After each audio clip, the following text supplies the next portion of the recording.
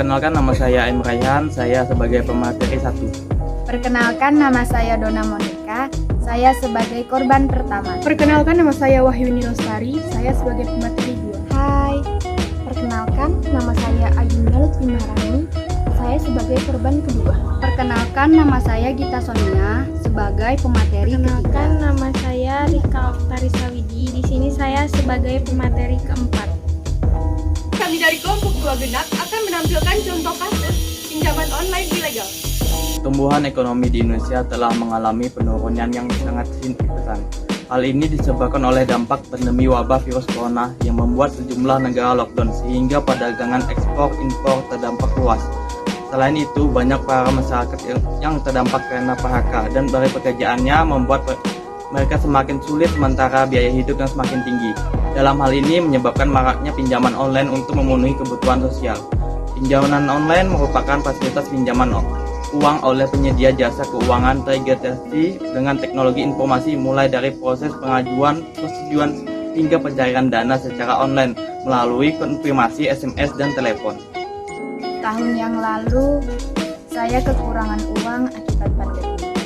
Saya nggak bisa beli beras, nggak bisa beli lauk. Suami saya pun terkena PHK, sehingga menyulitkan kondisi keekonomian keluarga. Saya udah mencoba mencari-cari pinjaman dari orang-orang terdekat, namun tidak ada yang bisa memberikan pinjaman karena semuanya juga terkena dampak pandemi. Suatu hari ada notif SMS dari nomor yang tidak dikenal yang menawarkan pinjaman uang dengan mudah tanpa persyaratan yang sulit. Karena saya sudah tertekan akibat ekonomi, saya pun menghubungi kembali nomor tersebut melalui WhatsApp. Admin pinjaman online tersebut langsung membalas dengan menjelaskan persyaratan dan tata cara peminjaman uang secara online. Tanpa berpikir panjang, saya tergiur dengan penawaran mereka. Saya pun langsung melengkapi persyaratan melalui via WhatsApp. Dan beberapa jam kemudian uang sudah tertransfer ke rekening saya.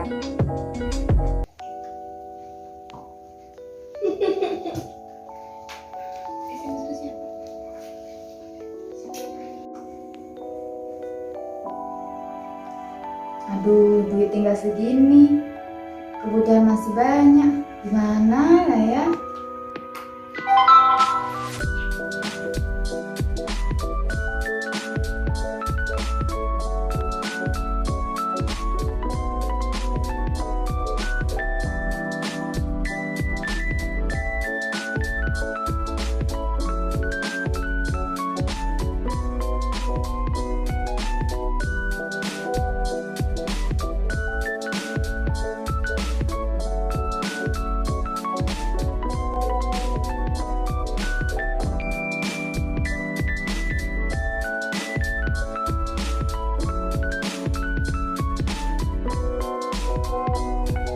Pengaturan pinjaman online menjadi krusial mengingat keberadaannya di Indonesia mengalami perkembangan karena menawarkan berbagai kemudahan dalam pencairan dana.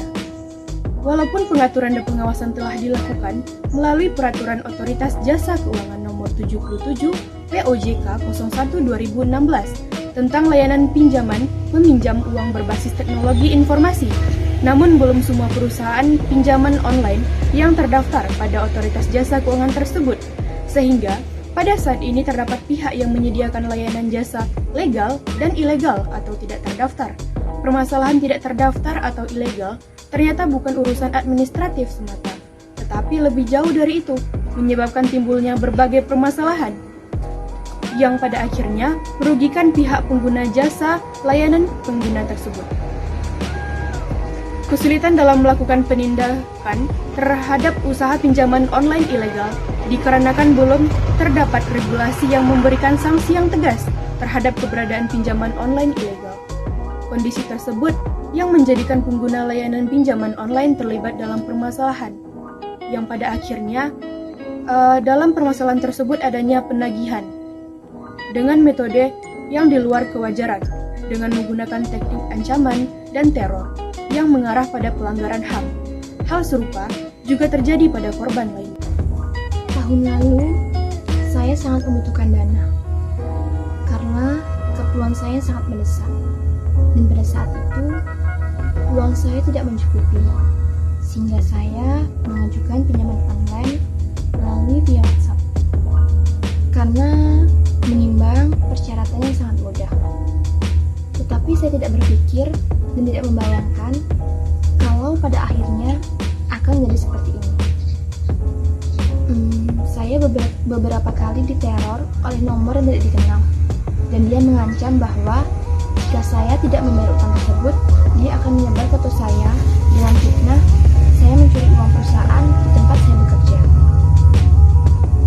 Beberapa hari kemudian, setelah dia mengancam saya, yang dia mengatakan kalau dia akan menyebar foto saya, setelah itu teman kantor saya melihat postingan di sosial media tentang foto saya yang mencuri uang perusahaan. Tidak lama dari itu, teman-teman kantor saya membicarakan hal tersebut mengenai saya, yang membuat saya malu dan akhirnya saya dibully oleh teman-teman kantor saya. Setelah saya dibully oleh teman-teman kantor, membuat saya enggan untuk kembali bekerja. Karena gimana ya, image saya sudah buruk di mata mereka.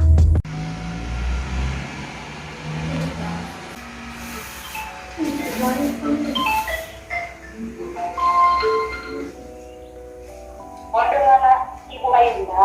Iya, maaf, ini dengan siapa ya? Saya dari pinjaman online dan ingin menanyakan kapan Ibu bisa melunasi utang Ibu? Maaf Bu, bukannya masih jatuh temponya 1 minggu lagi? Ya, tapi saya hanya mengingatkan bisa Ibu lebih cepat membayarnya agar Ibu tidak utang. Iya. Untuk orang yang lain. Iya, baik Bu, maaf ya Bu. Nanti saya usahakan secepatnya. Ya pokoknya Ibu harus bisa. Kalau bisa besok Ibu harus bayar. Kalau tidak nanti saya akan mendatangi rumah Ibu dan membawa polisi untuk membicarakan Ibu karena kasus pencurian dana perusahaan kami ya. Maaf Bu, emang di perjanjian tertulis seperti itu? Banyak orang berpikir bahwa pinjaman online adalah solusi yang mudah dan cepat untuk mendapatkan uang. Namun, ternyata di balik kenyamanan ini, tentu ada konsekuensi dan resiko yang akan diterima oleh pelanggan jika melanggar kewajiban mereka. Perkembangan pinjaman online melekat dengan stigma negatif dari masyarakat, khususnya dalam cara penagihan. Permasalahan pinjaman online kian hari terus menjadi sorotan publik. Berbagai kasus pelanggaran mulai bermunculan di media massa, mulai dari penagihan intimidatif pasal 368 KUHP dan pasal 29 JO 45 UIT, penyebaran data pribadi pasal 32 JO dan pasal 48 UIT, penipuan pasal 378 KUHP, hingga pelecehan seksual melalui media elektronik pasal 27 ayat 1 JO dan pasal 45 ayat 1 UU ITE yang diduga terjadi dalam persoalan ini. Ragam dugaan ini bersumber dari hasil laporan pengaduan masyarakat yang diterima oleh lembaga bantuan hukum. Dari cuplikan-cuplikan yang kita saksikan tadi, bisa kita simpulkan bahwa peminjaman uang secara mudah memiliki resiko dan permasalahan yang lebih besar. Maka dari hal ini, dilansir dari laman resmi Otoritas Jasa Keuangan, kita perlu mengetahui ciri-ciri pinjaman online ilegal. Yang pertama, tidak terdaftar atau tidak berizin dari OJK. Yang kedua, memasarkan menggunakan SMS atau WhatsApp dalam memberikan penawarannya. Yang ketiga, pemberian pinjaman sangat mudah. Yang keempat, bunga atau biaya pinjaman serta denda tidak jelas. Yang kelima, ancaman, teror, intimidasi, pelecehan bagi peminjaman yang tidak bisa membayar. Yang keenam, tidak mempunyai layanan pengaduan. Yang ketujuh, tidak mengantongi identitas pengurus dan alamat kantor yang jelas. Yang ke-8, meminta akses seluruh data pribadi yang ada di dalam gawai peminjam. Yang ke-9, pihak yang menagih tidak mengantongi sertifikasi penagihan yang dikeluarkan Asosiasi Vintage Pendanaan Bersama Indonesia atau AFPBI. Nah, hal yang pertama bisa kita lakukan adalah mengecek terlebih dahulu apakah jasa pinjaman ilegal ini legal atau ilegal. Caranya kita bisa cek dengan situs ojk.go.id. Satu pesan mudah untuk mengedukasi masyarakat ialah jika menerima tawaran pinjaman yang melalui SMS atau WhatsApp, sudah dipastikan bahwa hal itu adalah hal yang ditawarkan pinjaman online ilegal yang nantinya akan menipu dan meneror peminjamnya. Jadi, hindarilah pinjal ilegal dan manfaatkan vintage lending yang sudah terdaftar dan berizin OJK. Sekian video dari kami. Terima kasih atas perhatiannya. Semoga bermanfaat untuk kita semua. Wassalamualaikum warahmatullahi